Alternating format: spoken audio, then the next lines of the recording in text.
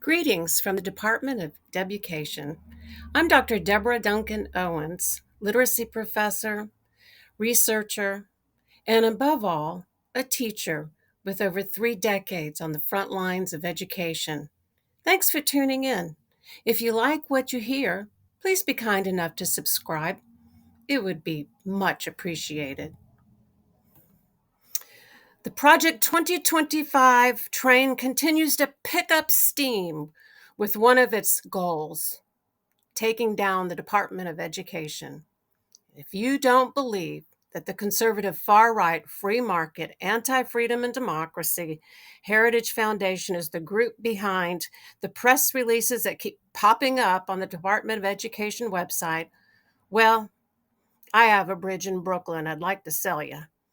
The 922-page project is entitled Mandate for Leadership: The Conservative Promise, and provides a blueprint tailor-made for our president and the billionaire tech industry mega donor class who want to eliminate governmental regulations and oversight in their efforts to take a wrecking ball to agencies like the Department of Education in order to provide massive tax breaks for their already over-bloated profit margins. And in the bargain, they get to reshape our nation's culture and the promise of our country to ensure that our most vulnerable citizens are protected and educated. Pages 319 through 362 are devoted to their efforts to destroy the Department of Education, and the headlines on the Department of Education's website are basically lifted right off the Heritage Foundation's Project 2025 blueprint. Just a few days ago, the following press release was posted on the Department of Education website.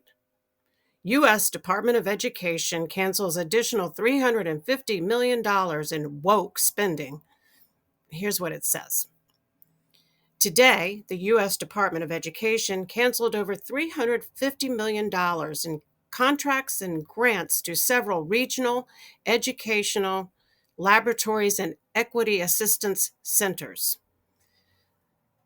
The department terminated 10 contracts totaling $336 million with the regional education laboratories, the purpose of which are supposed to support applied research, development, and technical assistance activities. However, review of the contracts uncovered wasteful and ideologically driven spending not in the interest of students and taxpayers. For example, the Regional Educational Laboratory Midwest has been advising schools in Ohio to undertake equity audits and equity conversations. The department plans to enter into new contracts that will satisfy the statutory requirements, improve student learning, and better serve school districts, state departments of education, and other education stakeholders. The department also terminated grants to 4 equity assistance centers totaling $33 million, which supported divisive training in DEI, critical race theory, and gender identity for state and local education agencies as well as school boards. So, just what are all these woke undertakings at the Regional Educational Laboratory Midwest? Well, here you go. A school leader's guide to using the teaching fractions toolkit to improve grade 6 fractions instruction. And how about the engagement and achievement through computational thinking? But teaching and learning mathematics is one thing. What's drawn the ire of the newly refashioned Department of Education is that the Regional Education Laboratory Midwest has been involved in assisting school districts with strengthening students' sense of belonging and building more equitable and welcoming school experiences by engaging school leaders, staff, parents, and students in 3 high schools to identify equity gaps, make meaning from data, and plan for action and change. How dare they? I say. And what about those teacher education programs and all our divisive teacher training grants? Well, here's the headline. The U.S. Department of Education cuts over $600 million in divisive teacher training grants. The U.S. Department of Education today announced it has terminated over $600 million in grants to institutions and nonprofits that were using taxpayer funds to train teachers and education agencies on divisive ideologies. Training materials included inappropriate and unnecessary topics such as critical race theory, diversity, equity, and inclusion, social justice activism, anti-racism, and instruction on white privilege and white supremacy. Additionally, many of these grants included teacher and staff recruiting strategies implicitly and explicitly based on race. The grants were awarded to teacher preparation programs that train future classroom teachers. Examples from the grants applications included, are you ready for this? Requiring practitioners to take personal and institutional responsibility for systemic inequities, for example, racism, and critically reassess their own practices. Receiving professional development workshops and equity training on topics such as building cultural competence, dismantling racial bias, and centering equity in the classroom.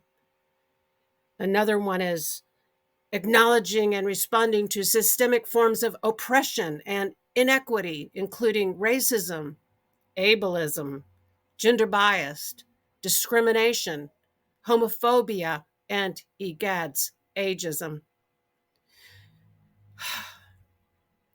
Another example, building historical and sociopolitical understandings of race and racism to interrupt racial marginalization and oppression of students in planning instruction relationship, building discipline and assessment. And how about this? Providing targeted practices in culturally relevant and responsive teaching, abolitionist pedagogies, and issues of diversity in classroom management. I think I'm going to have to unpack that one for myself. And finally, providing spaces for critical reflection to help educators confront biases and transformative conversations about equity. Well, I don't know what to say, except that it all sounds dystopian to me and un-American and anti-democratic. And this is certainly not the America I grew up in. The America that tackled racism, bias, hatred, and segregation. Now, we're not even supposed to talk, I suppose, about what made our country great, our pluralism and kindness and pledges to create equitable learning environments for every child in our country. Well, we truly are now in that phase of the dismantlement of the Department of Education, the department that for over 45 years served as a protector of our children and their education. CNN reported the Trump administration has begun drafting an executive order that would kick off the process of eliminating the Department of Education, the latest move by President Donald Trump to swiftly carry out his campaign promises. President Trump told reporters, "I told Linda, I hope you do a great job in putting yourself out of a job."